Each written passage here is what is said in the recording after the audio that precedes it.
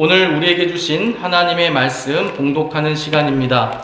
주보에 좀 오타가 있습니다. 마태복음 4장 1절이 아니라 1절부터 11절까지 말씀입니다. 우리 마태복음 4장 1절부터 11절까지 말씀을 교대로 봉독하고 마지막 11절은 합독하도록 하겠습니다.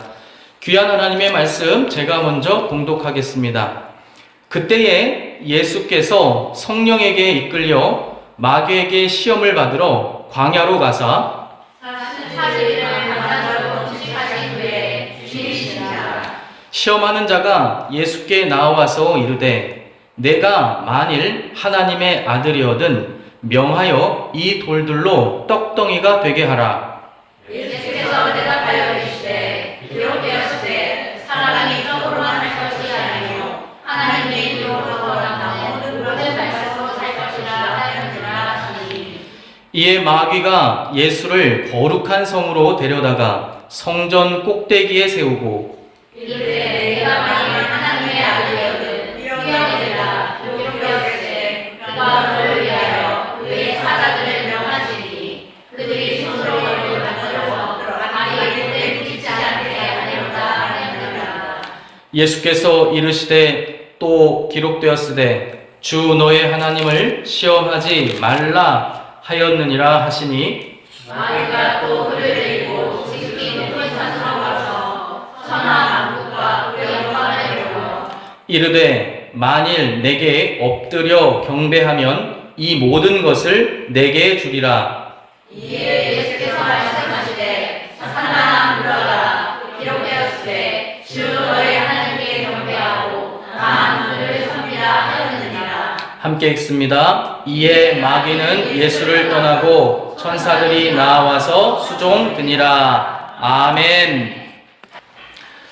오늘은 하나님을 경배하고 다만 섬기라 라는 제목으로 하나님의 말씀을 증거하도록 하겠습니다. 우리 예수님께서 제 성경에 보니까 이렇게 적혀 있어요. 시험을 받으시다. 이렇게 4장을 시작하면서 제 성경 제목에다가 시험을 받으시다. 이렇게 기록이 되어 있습니다. 본문의 제목을. 네, 여러분들에게 묻고 싶어요. 우리 예수님께서 누구에게 시험 받으실 만한 분이신가요? 우리 주님이 누구에게 시험 받아서 뭔가를 검증해야 되는 분 아니세요, 여러분. 우리가 분명히 알아야 됩니다. 예수님은 삼위의 하나님 중에 한 분으로서 성령 하나님과 또 성부 하나님과 동등하신 분이에요. 누구에게 뭐 시험 받고 검사 받고 그럴 만한 분이 아니세요. 그래서 여러분들이 좀 기억해야 되는 게 우리가 영적 전쟁이란 말 많이 쓰잖아요. 그죠? 영적 전쟁. 한 15년 전 그때부터 이 단어가 굉장히 유행하고 있어요. 영적 전쟁. 우리의 모든 삶이 영적 전쟁이다. 그런데 우리가 분명히 알아야 될 것은 영적 전쟁은 마귀와 우리가 하는 것이지 하나님과 마귀가 하는 거 아닙니다. 영적 전쟁에서 우리가 하나님을 안 도와주면 하나님이 마귀에게 져서 하나님의 나라가 안 이루어지고 그런 거 아니에요. 하나님은 모든 것을 계획하시고 이끄시고 보살피시고 성취하실 수 있는 분이시지 누구에게 시험을 받거나 영적 전쟁에서 휘둘릴 만한 분이 아니시라는 겁니다. 그러니까 영적 전쟁은 우리가 하나님의 도움으로 마귀와 하는 것이지 하나님이 누구에게 전쟁 치러가지고 지고 유혹을 받아서 넘어지고 그런 분 아니시라는 거예요. 자, 그렇다면 오늘 성경 본문은 분명히 예수님께서 시험을 받으셨다라고 기록되어 있는데 그럼 도대체 왜 그런 것이냐? 하나님께서 정확히 얘기하면 예수님께서 여러분들을 사랑하시기 때문에 수많은 여러분들이 신앙생활하면서 겪을 수 있는 그 많은 여러 가지 시험들에 대해서 직접 몸소 겪으시면서 모범 답안을 여러분들 가운데 제시해 주시기 위해서, 그러니까 한마디로 얘기하면 여러분들을 사랑하셔서 이 시험에 응했다는 것입니다. 그러니까 하나님의 사랑 때문에 그렇게 하신 거예요. 그래서 성경은 이 시험을 주체자가 마귀라고 말하는 것이 아니라 4장 1절에 보면 이렇게 기록되어 있습니다. 그때에 예수께서 누구에게 이끌려서? 성령에게 이끌려서 마귀에게 시험받으러 갔다라고 말하고 있다는 것입니다. 마귀가 시험을 치르는 도구로 활용되곤 있지만 이 시험을 궁극적으로 주체하신 분이 누구예요? 성령 하나님이라고 우리들 가운데 성경은 말씀해주고 있는 것입니다.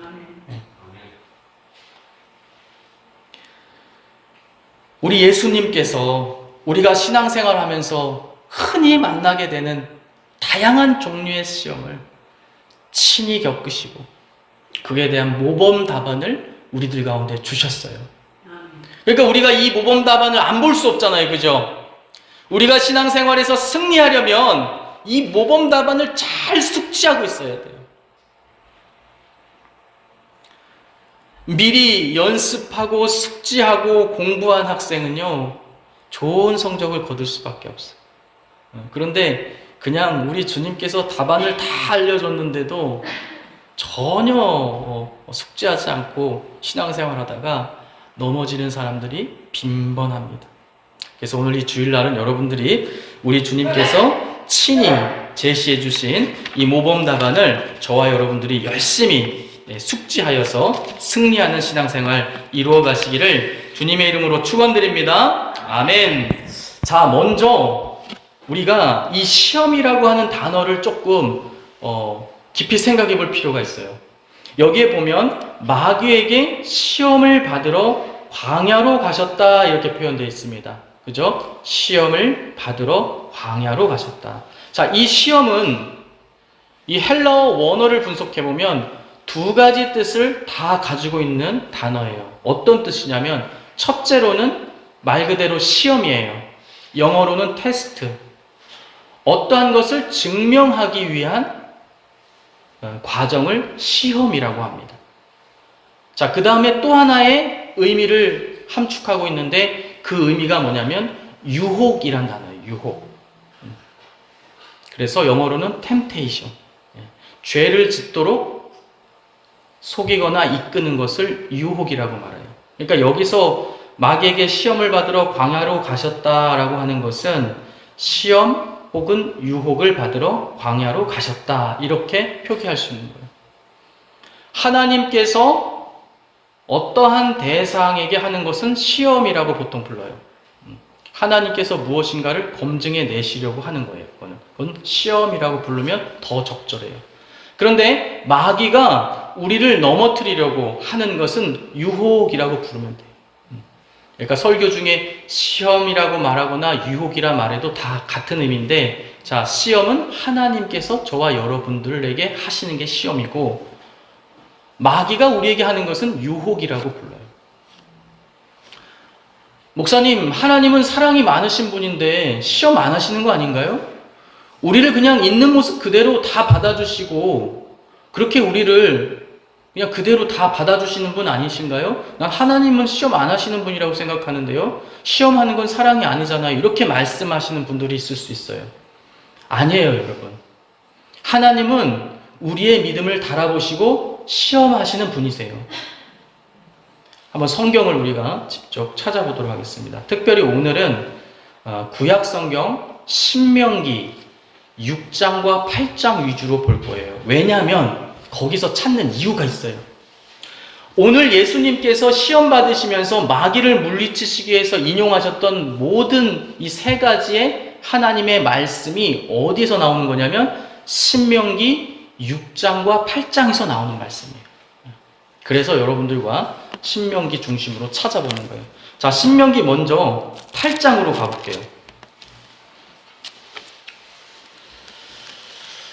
자, 우리 신명기 8장으로 가면 8장 2절을 한번 저와 여러분들이 한번 힘차게 읽어보도록 하겠습니다. 시작! 내 하나님 여호와께서 이 40년 동안에 내게 광야길을 걷게 하신 것을 기억하라. 이는 너를 낮추시며 너를 시험하사 내 마음이 어떠한지 그 명령을 지키는지 지키지 않는지 알려 하심이라. 자, 뭐라고요? 하나님께서 시험하사 내 마음이 어떠한지. 우리 하나님은 시험하신다는 거예요. 자, 16절도 한번 볼게요. 16절도 이렇게 기록되어 있습니다. 16절, 8장 16절 읽겠습니다. 시작. 내 조상들도 알지 못하던 만나를 광야에서 내게 먹이셨나니 이는 다 너를 낮추시며 너를 시험하사 마침내 내게 복을 주려 하심이었느니라. 아멘. 여러분, 하나님 시험하시는 분이에요? 안 하시는 분이에요? 시험하시는 분이에요. 목사님, 하나님은 사랑과 은혜와 자비가 많으신 분 아닙니까? 맞아요. 그렇기 때문에 구원과 복을 받을 만한 자격이 없는 우리들을 택하셔서 그것을 받을 만한 자로 빚어 나가시는 거예요. 멈춰 있게 하는 게 아니에요. 계속 빚어 나가신다는 것입니다. 사랑하는 우리 하나님은 부모와 같아서 여러분들이 잘못된 길로 가면 그냥 가만히 계신 게 아니라 네 모습 그대로 사랑하는 게 아니라 회초리를 드셔서라도 바른 길로 이끄셔서 여러분들이 복받을 만한 자녀로서 성장시키신다는 것입니다. 그 과정 중에 시험이 있다는 거예요. 시험의 목적은 선한 것입니다. 여러분, 한번 16절 말미를 다시 한번 보겠습니다. 8장 16절 말미에 이렇게 적혀 있어요. 제가 읽어볼게요. 너를 시험하사 마침내 내게 무엇을 주려고요? 복을 주려 하심이었느니라. 자, 시험의 목적이 어디 있어요? 복을 주시려고 하시는데, 하나님의 시험의 목적은 복을 주시기 위한 거예요. 마귀의 유혹의 목적은 뭐예요? 여러분들을 넘어뜨리고 멸망시키려는 게 목적이에요. 그러나 하나님의 시험은 그렇지 않아요. 하나님의 시험은 선하신 목적이 있어요. 여러분들의 믿음을 달아보시는 이유는 여러분들을 넘어뜨리려고 하시는 게 아니라 마귀는 늘 여러분들의 믿음을 참소해요. 하나님, 제주 광림교회 성도들 하나님 믿는 거 아니에요. 믿는 척 하는 거예요. 그들은 늘 참소해요. 그러나 하나님은 어떻게 하세요? 시험을 통해서 여러분들의 믿음을 만천하에 증명해내세요. 그게 하나님이시라는 것입니다. 그래서 여러분들이 천국 백성답게 계속해서 빚어 나가시는 분이 하나님이시라는 것입니다. 그래서 자, 이제 시험의 주체는 누구시라고요? 하나님이세요. 예.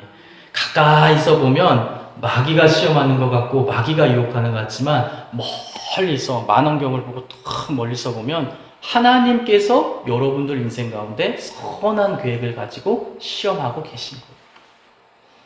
우리 하나님은 지혜의 왕이시고 우리 하나님은 전능하신 분이고 모든 것을 다 하시는 전능하신 분이시며 사람의 심중을 살피시고 사람의 깊은 마음속도 다 헤아리시는 분이시기에 하나님은 여러분들의 거짓에 속지 아니하시고 마귀의 참소에 속지 아니하시며 여러분들에게 모욕을 당하지 아니하시고 여러분들이 믿는 척 한다 하여도 삶을 통하여 진짜 믿는 자인지 안 믿는 자인지 구별하실 것이며 여러분들이 두려워하며 자신의 믿음이 정말 믿음인지도 잘 모르는 여러분들 가운데 삶을 통하여 여러분들이 정말로 하나님을 사랑하고 믿는다라고 증명해 내시는 분이 하나님이시라는 것입니다.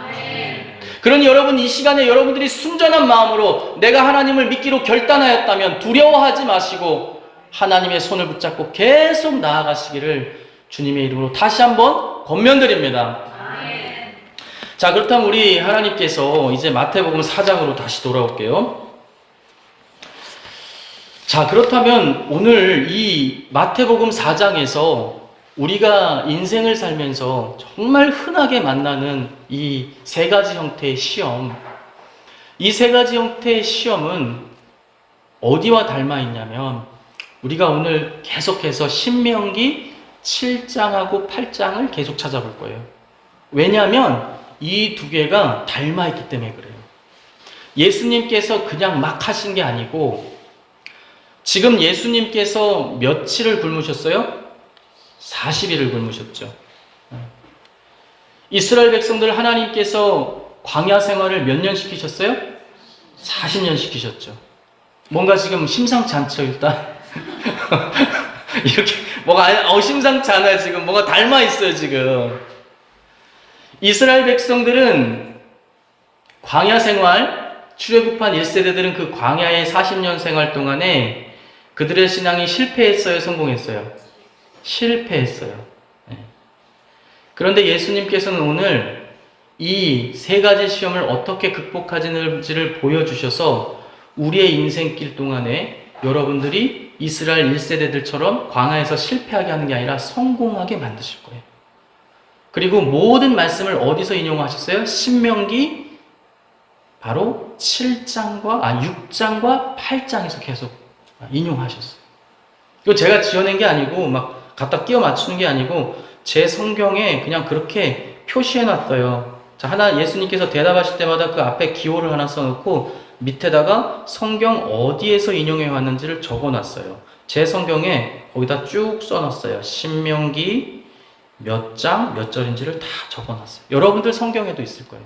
그러니까 제가 거짓말하는 게 아니라 신명기와 오늘 이 시험은 닮아있다. 신명기의 사람들은 실패하였지만 우리 예수님은 성공하셨고 그 모범 답안을 저와 여러분들 가운데 지금 보여주고 계시다는 것입니다. 자, 그러면 이 하나님의 시험과 마귀의 유혹은 언제 찾아오느냐? 언제 찾아와요? 40일 동안 금식 기도하여서 주렸고 또 어떨 때? 광야에 있을 때 찾아온다는 겁니다. 여러분 광야는 어떤 곳입니까? 광야는 외롭고 쓸쓸한 곳이죠. 광야라고 하는 단어 자체가 형용사예요. 쓸쓸한, 고독한 이런 뜻이에요. 원래가 사람이 없는, 사람이 살만한 곳이 아닌 이라고 하는 형용사인데 거기에 관사랑 같이 붙어서 명사처럼 광야라고 쓰이는 거예요. 그러니까 여러분들의 인생의 유혹과 시험은 언제 와요? 여러분들 인생의 외롭고 쓸쓸한 광야의 삶 동안에 찾아온다는 것입니다. 그런데 이 인생의 광야의 시기는 한 번만 오는 게 아니에요. 어떨 땐 세게 길게 오기도 하고 어떨 땐 짧게 여러 번 오기도 해요. 또 시험과 유혹은 언제 옵니까? 40일 동안 금식 기도하시려고 지금 몹시 주려 계세요. 굶주려 계세요. 육신이 몹시 지금 약하고 굶주려 계십니다. 그때 시험과 유혹이 찾아온다는 겁니다. 그래서 마가복음, 요 본문하고 똑같은 구절을 다루는 마가복음은 조금 이 부분을 세게 표현했어요. 뭐라고 표현했냐면 제가 읽어드릴게요.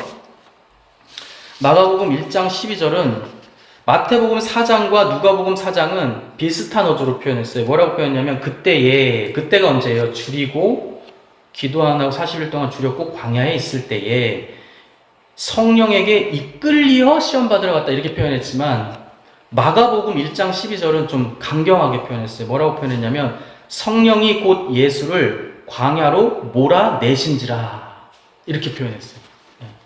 그러니까 우리가 시험 받는 장소와 때는 그렇게 편안하고 좋을 때 뭐가 잘 되고 뭔가 하여튼 괜찮아 할 때 오는 게 아니라는 겁니다. 여러분들이 정말 하나님을 사랑하는 자인지 아닌지는 괜찮아 할 때 증명되는 게 아니라 하나님께서 여러분들을 삶의 광야로 내모신 다음에 그 광야에서 고백하게 하신다는 거예요. 그렇게 증명이 된다는 것입니다. 자, 그러면 우리가 광야로 내몰렸을 때에 가장 빈번하게 찾아오는 첫 번째 유혹은 무엇인가? 우리 마귀가 어떻게 유혹했는지 한번 읽어보도록 하겠습니다. 자, 3절입니다. 3절 읽겠습니다. 시작! 시험하는 자가 예수께 나와서 이르되 내가 만일 하나님의 아들이거든 명하여 이 돌들로 떡덩이가 되게 하라 라고 우리를 유혹한다는 것입니다. 자, 다시 한번 천천히 읽어드릴게요. 시험하는 자가, 마귀겠죠? 시험하는 자가 예수께 나와서 이르되 내가 만일 하나님의 아들이거든 명하여 이 돌들로 떡덩이가 되게 하라 라고 유혹한다는 것입니다. 저는 예전에 이 예수님께서 시험 받으시는 이 부분이 되게 쉽다고 생각했거든요. 통독할 때도 그냥 막 읽고 넘어갔어요. 근데 설교하려고 이 본문을 계속 읽는데 읽을수록 모르겠어요. 갑자기 힘들어졌어요. 도대체 마귀가 이렇게 말하는 건 뭐에 대한 유혹이냐? 그래서 이럴 때는 역순으로 가야 돼요. 역순으로. 예수님께서 무엇이라고 대답하셨고 신명기에 어디를 인용하셨는지를 추적해보면 마귀의 이 유혹의 본질이 뭔지를 우리가 깨달을 수 있게 돼요. 거두절미하고 이 유혹은 뭐냐면 여러분들의 관심이 영적인 세계에서 떠나게 하고 사명의 자리에서 떠나게 하고 어디에 계속 몰두하게 만드냐면 육체의 배고픔을 채우는 일에 계속 몰두하게 만든다.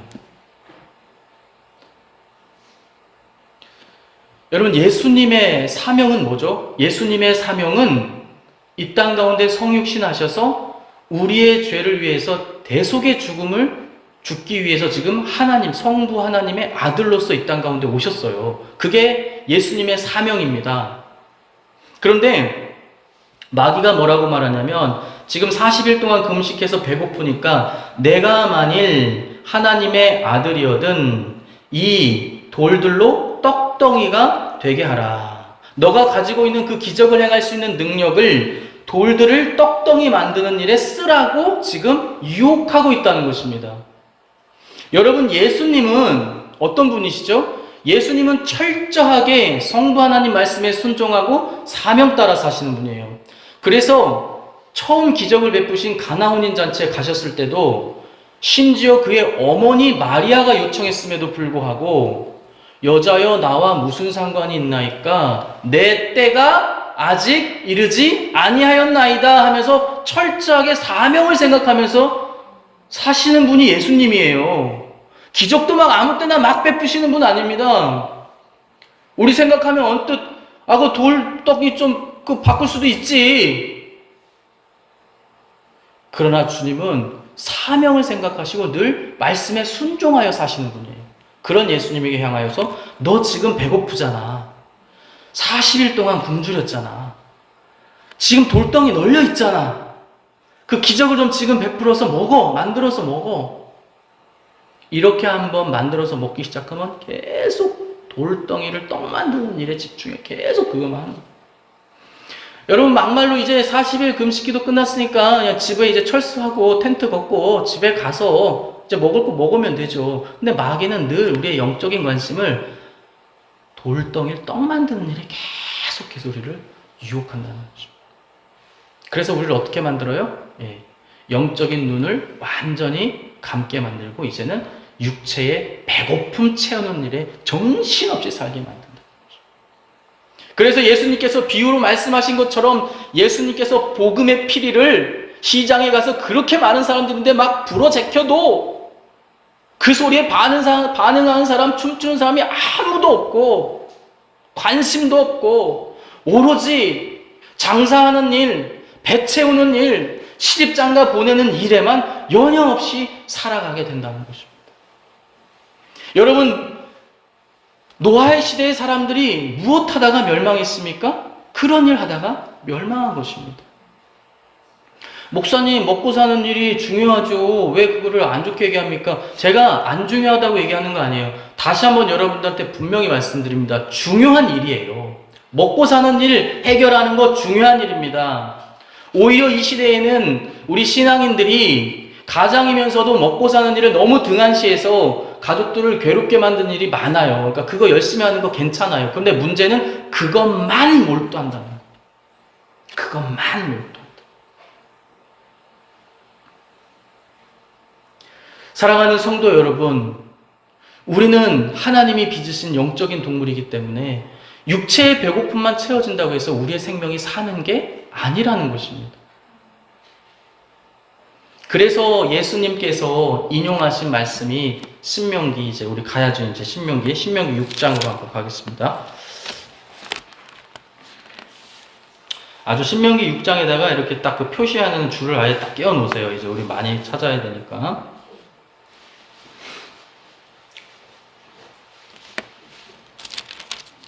죄송합니다. 8장으로 가겠습니다.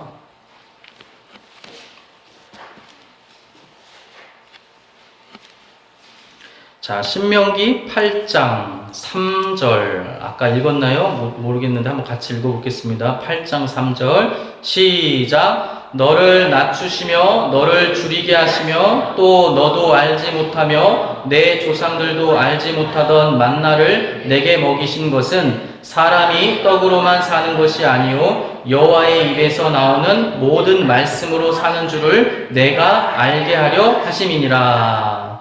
자, 맞습니다.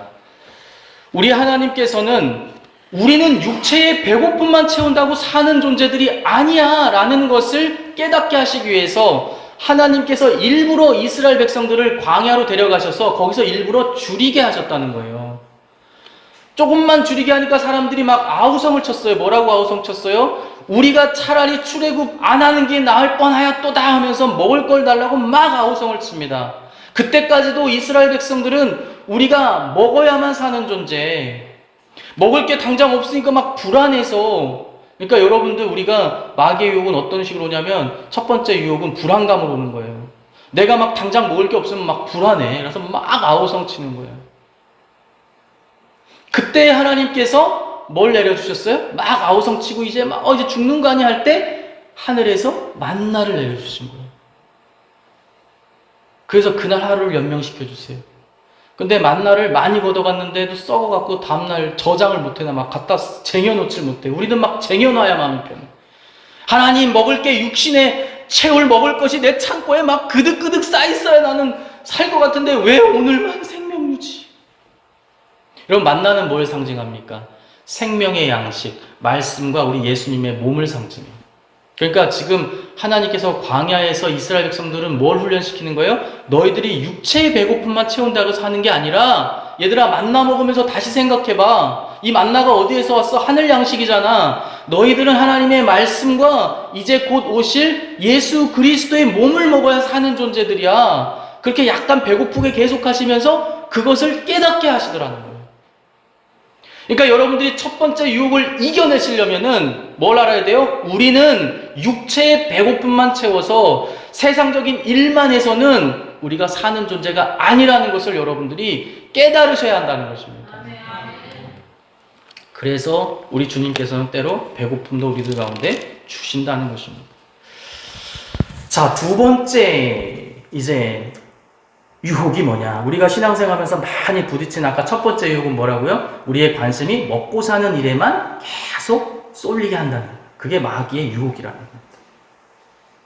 그래서 여러분들이 이 유혹에 이 단계를 못 넘어가시면 어떤 상태가 되냐면은 마귀가 계속 육체의 배고픔을 채워야 될 일만 계속 앞에다 톡톡톡 던져주면 여러분들이 고개도 못 들고 그냥 계속 그것만 해결하다가 가다가 결국 나중에 어떻게 되냐면, 우리가 새 잡을 때 어떻게 해요? 새 잡을 때 마당에다가 이렇게 상자나 뭐 무거운 이런 걸 탁 뒤집어 놓고 막대기를 하나 탁 걸어놔요. 그 다음에 끈을 싹 묶어갖고 이제 숨어 있고 거기 상자 바로 밑에다가 곡식을 잔뜩 놓으면 얘네가 의심만 하고 안 들어오니까 탁 이제 이렇게 곡식을 일정 간격으로 탁 해갖고 새들이 잡으면서 탁 놔둬요. 그러면 이제 이 새들이 탁 날라와서 여기 곡식 있네? 한번 쪼아 먹어.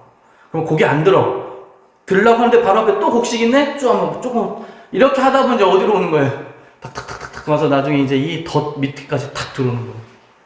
한 번쯤 고개를 들고 내가 지금 어디로 가고 있나? 내 영이 어디로 가고 있나? 내 영적 생활이 지금 어디를 향해 가고 있나? 한 번쯤 돌아보면 내가 지금 덫을 향해 가고 있다는 게 딱 보이는데, 먹고 사는 문제에만 몰두하니까 그냥 앞에 있는 거 1m, 5m 있는 것만 계속 해결하다가 결국에는 거기로 들어가서 죽는지도 모르게 탁 덫에 걸리게 된다는 거죠. 그러니까 여러분들이 그 첫 번째 단계도 못 넘으면 마귀가 이제 여러분들 가지고 노는 거예요. 그냥 하나 문제 해결하면 또 하나 톡 던져주고, 야, 요거도 좀 걱정될 것 같은데 톡 던져주면 또, 야, 어떡하냐, 이거 해결해야 되는데, 그래서 막 또 하나 하면 또 톡 던지고 그렇게 되는 거예요. 여러분들이 그때 믿음으로, 여러분 저녁 때 근심되면은, 내 육체의 배를 채워야 되는데 지금 채울 게 없어. 밤에 막 걱정되잖아요? 그럼 다음날 아침까지 바뀌는 건 없잖아요. 그러니까 그때 차라리 성경 읽고 기도하세요. 그럼 하나님께서 어떤 방법을 알려주세요. 어떻게 해라고. 생명의 양식을 먹었더니 육체적인 해결 방법도 하나님께서 던져주시더라는 겁니다. 바뀌는 게 없을 때는 말씀 보고 기도하세요. 그럼 여러분들이 영도 살고 육도 사는 길로 나아갈 수 있다는 것입니다. 자, 두 번째 유혹은 뭐냐면 시험이에요. 여러분들이 끊임없이 하나님을 시험하는 인생으로 살게 된다는 거예요. 정신 바짝 안 차리면 그렇게 돼요. 하나님을 시험하는 인생은 두 가지 형태로 나타나요. 여러분, 아까 시험은 누가 누구에게 하는 거라고 했어요? 하나님이 사람에게 하는 거예요. 그런데 우리가 정신 바짝 안 차리면 마귀의 유혹을 받아서 도리어 여러분들이 하나님을 시험하는 인생으로 전락하게 돼요. 두 가지 형태가 있어요. 일이 너무 안 돼서 힘들 때도 하나님을 시험하게 되고요. 일이 너무 잘 돼서 교만해져도 하나님을 시험하는 인생이 돼요. 그게 무슨 말이냐? 오늘 예수님께서 지금 어떤 상태냐면은 40일 금식 기도를 한 상태예요. 그렇죠?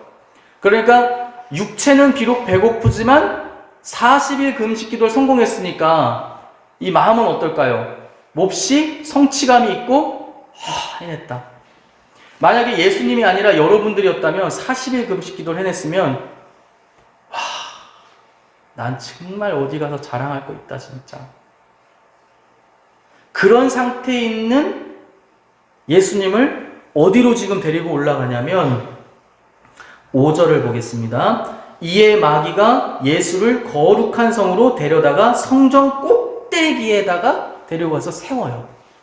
자, 지금 영적으로도 40일 금식 기도를 해냈기 때문에 몹시 충만한 상태인데 그런 상태를 쭉 데리고 올라가서 하나님께 예배하는 성전을 밟고 올라서서 그 꼭대기에 세워요. 그러니까 딱 보니까 지금 어떤 사람이면 어떤 마음이 들까요? 교만한 마음이 들어요. 야, 40일 금식 기도도 해놨는데 성전 꼭대기까지 올라와서 성전을 내려다보니 참 세상에 나 같은 존재가 없구나. 세상 천지에 나 같은 신앙인이 있을까? 이렇게 교만해지게 됩니다.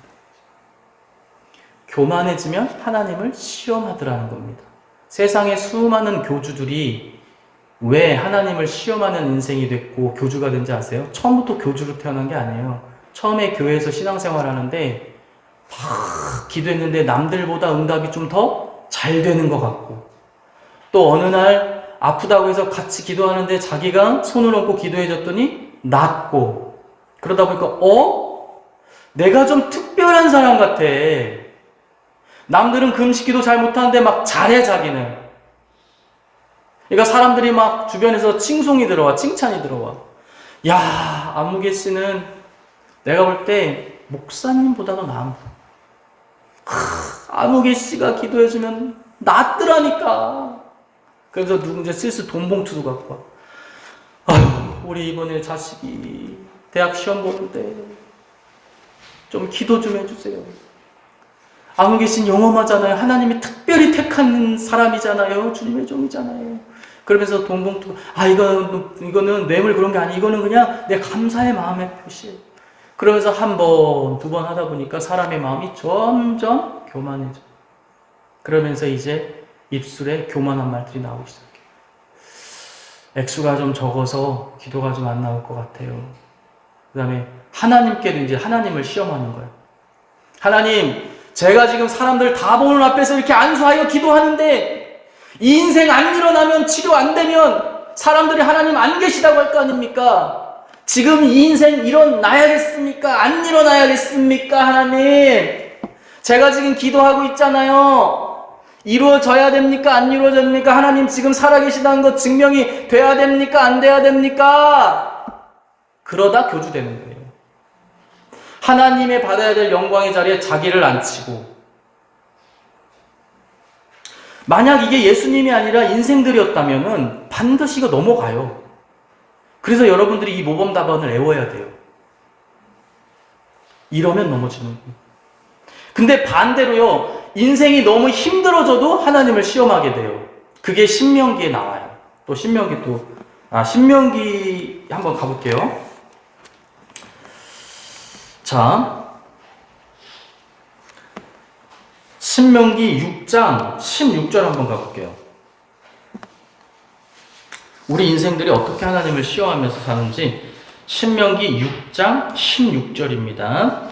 신명기 6장 16절 시작. 너희가 마사에서 시험한 것 같이 너희의 하나님 여호와를 시험하지 말고. 예.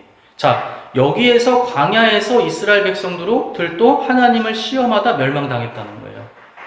그럼 마사에서 무슨 시험을 이스라엘 백성들이 마사에서 시험을 했느냐? 이 마사의 내용은 출애굽기 17장 7절에 나와요. 그건 여러분 찾기 힘드니까 제가 읽어드릴게요. 출애굽기 17장 7절입니다.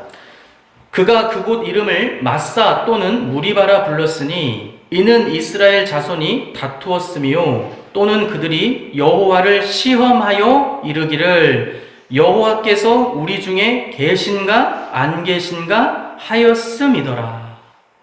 자, 이게 무슨 얘기냐면 마사에서, 이게 무리바 지역인데 무리바의 지역에 가서 마실 물을 구하기 힘들어지니까 모세와 하나님을 원망하면서 그들이 이 17장 7절 내용을 그대로 직역하면 무슨 내용이 되냐면, 우리를 애굽에서부터 이곳까지 인도해 내셨음에도 불구하고 마실 물을 우리가 구하지 못하는 걸 보니 하나님은 살아계신 분이 아니신 것 같다. 존재하는 분이 아니신 것 같다.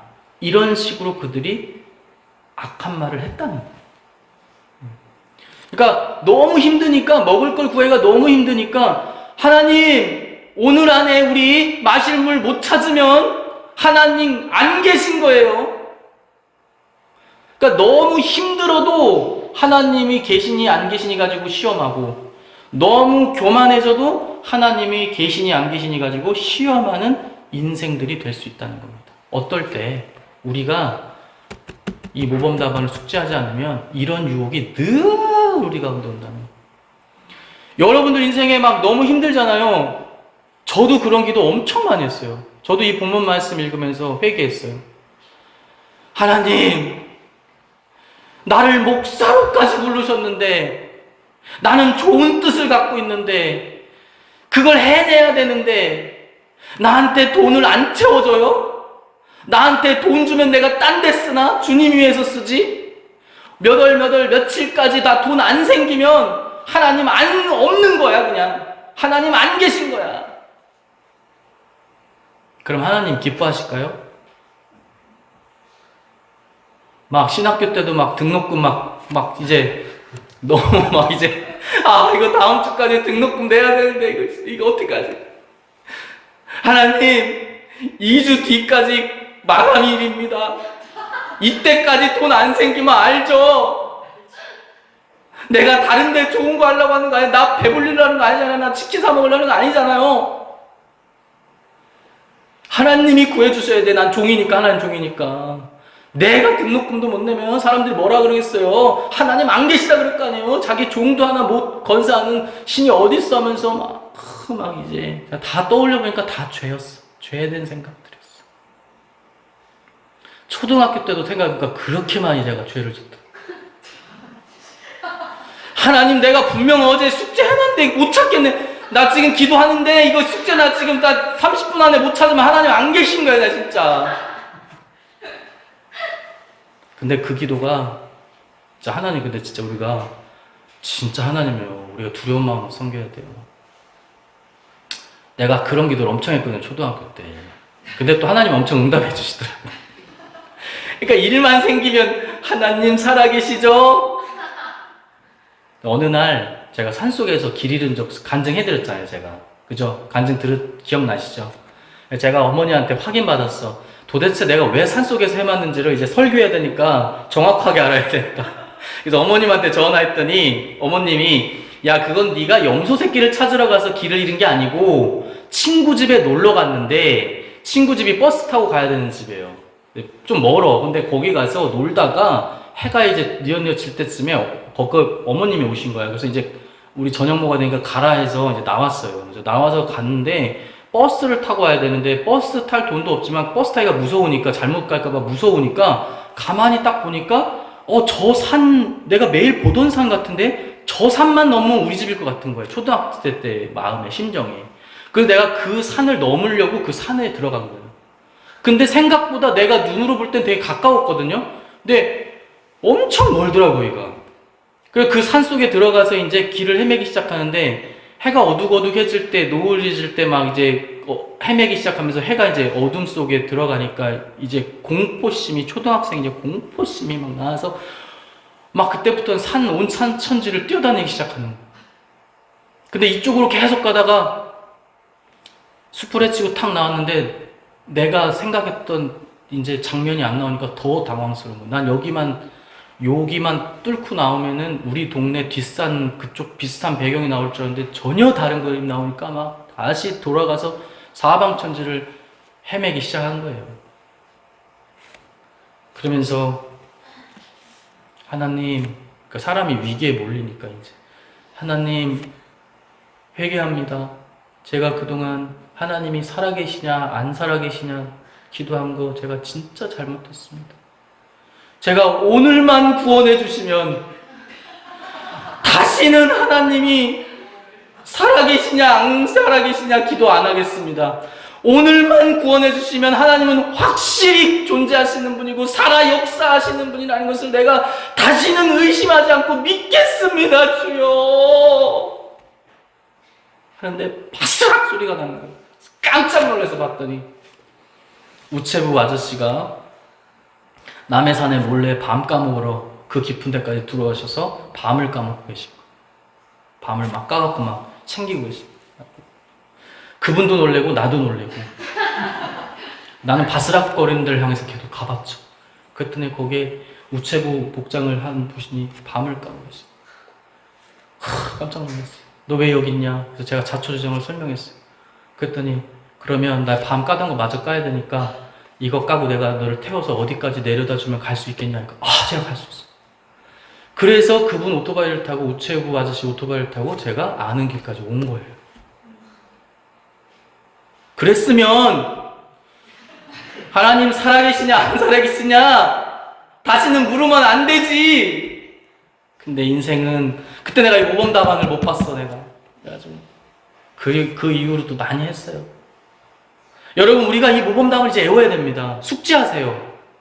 우리가 이렇게 하나님의 존재 자체를 막 갖다 들이붙이면서 하나님을 시험하는 인생으로 빠지면 안 돼요. 늘 하나님께서는 그럴 때마다 우리에게 무슨 모범답안을 주시냐면 신앙의 본질이 무엇인지로 돌아가라고 말씀하시는 거예요. 오늘 예수님께서 뭐라고 얘기하시는지 다시 마태복음으로 한번 가봅시다.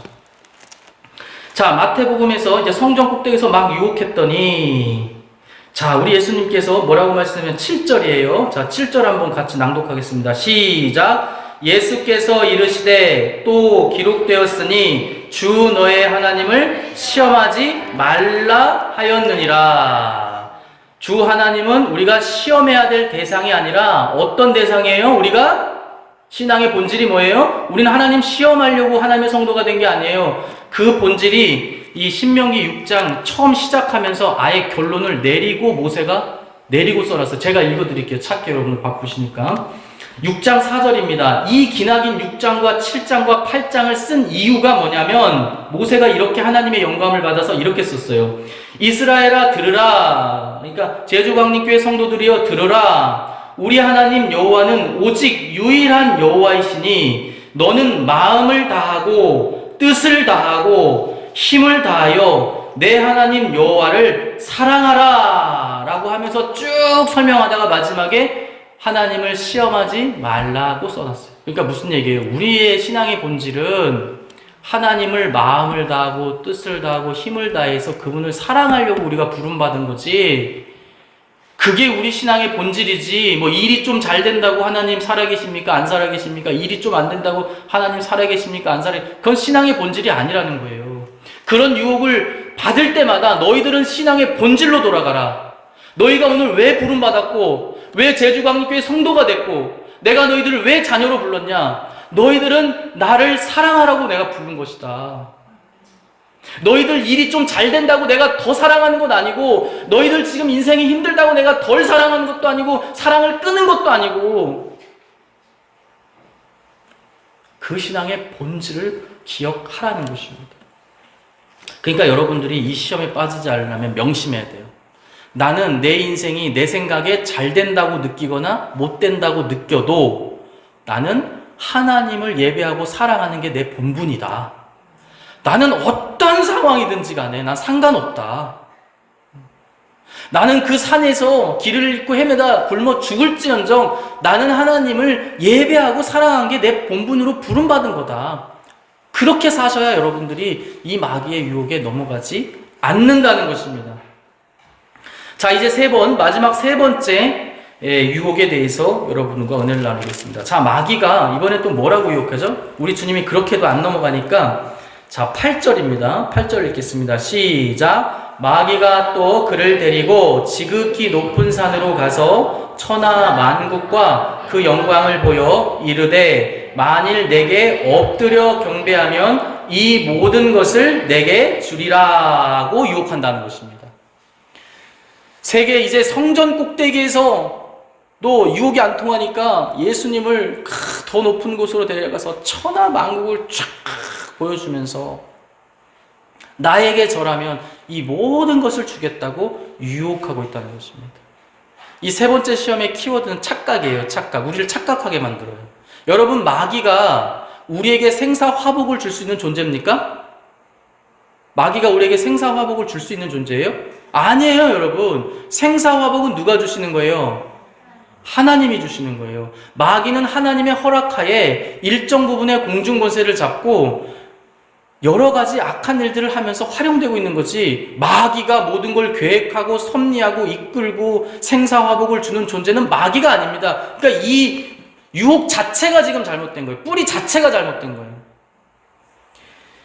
사무엘상 2장 6절에서 7절은 이렇게 분명히 기록되어 있습니다. 제가 대표적인 거라 써온 것인지 이거와 비슷한 맥락의 성경이 굉장히 많아요. 여호와는 죽이기도 하시고 살리기도 하시며 수월에 내리게도 하시고 거기에서 올리기도 하시는도다. 여호와는 가난하게도 하시고 부하게도 하시며 낮추기도 하시고 높이기도 하시는도다. 모든 생사화복의 주관자를 누구라고 말씀하고 계세요? 하나님이라고 말씀하고 계세요. 그런데 마귀는 유혹해요. 아니야, 하나님으로부터 오는 거 아니야. 나에게 절해봐, 내가 줄게. 또 신명기로 돌아가면요, 마귀에게나 우상에게 절하는 거로만 우리가 실수하는 게 아니라 내가 스스로 이뤘다고 생각해. 그러니까 복이든 뭐든 하나님으로부터 오는 것인데 착각해갖고 마귀가 착각하게 만드니까 내가 노력해서 얻었다고 생각하게 만들어. 자, 다시 이제 마지막입니다. 신명기 8장으로 갈게요. 자, 우리 하나님께서 어떻게 유혹을 이겨내셨는지 본질을 알려면 우리 인간들의 상태를, 자, 신명기 8장 17절과 18절입니다. 먼저 17절을 읽겠습니다. 신명기 8장 17절 시작. 그러나 내가 마음에 이르기를 내 능력과 내 손의 힘으로 내가 이 재물을 얻었다 말할 것이라. 자, 이게 무슨 얘기냐면 하나님께서 이스라엘 백성들을 이제 가나안 땅에 데려가서 잘 되게 해주시면 감사하는 사람도 생기겠지만 어떤 사람들이 생기냐면, 자, 제가 12절부터 읽어드릴게요. 내가 먹어서 배부르고 아름다운 집을 짓고 거주하게 되며 또 내 소와 양이 번성하며 내 은금이 증식되며 내 소유가 다 풍부하게 될 때에 내 마음이 교만하여 내 하나님 여호와를 잊어버릴까 염려하노라. 이렇게 말씀하시면서, 그러면서 몇 절 밑으로 내려가면 요 말씀이 나오는 거예요. 그 교만해진 마음이 무엇이라 고백하냐면 내가 마음에 이르기를 내 능력과 내 손의 힘으로 내가 이 재물을 얻었다라고 말하게 된다. 그러니까 우리가 인생을 사면서 마귀의 유혹에 빠져서 생사화복을 주관하시고 주시고 거두시고 하시는 분이 하나님이시라는 걸 잃어버리면 인생들이 어떻게 전락하게 돼요? 자기가 무슨 좋은 일을 이뤄내면 내 능력으로 이뤘다라고 고백하는 비참한 인생이 된다는 거예요. 그러나 우리 하나님은 18절에 말씀하세요. 내 하나님 여호와를 기억하라. 그가 내게 재물 얻을 능력을 주셨음이라. 너가 오늘 그렇게 된 것조차도 네 노력과 능력과 네 성실이 이룬 것 같지만은 네가 그것을 할 수 있는 능력을 주신 분이 하나님이시라고 말씀하신다는 거예요. 또 많은 사람은 자기 자신의 힘으로 얻었다고 하는 사람들도 있고 19절에 가면 이렇게 또 말씀하세요. 내가 만일 내 하나님 여호와를 잊어버리고 다른 신들을 따라 그들을 섬기며 그들에게 절하면, 자, 아까 마귀에게 절하면 다 준다고 했잖아요. 그러니까 사람들이 우상에게 절하면서 이 모든 것을 이룬 것이 우상 때문이다라고 또 하나님을 잊고 착각하는 사람들이 생긴다는 거예요. 그러니까 세 번째 모범답안의 핵심은 생사화복의 주관자는 하나님이신 거 잊지 마라 라는 거죠.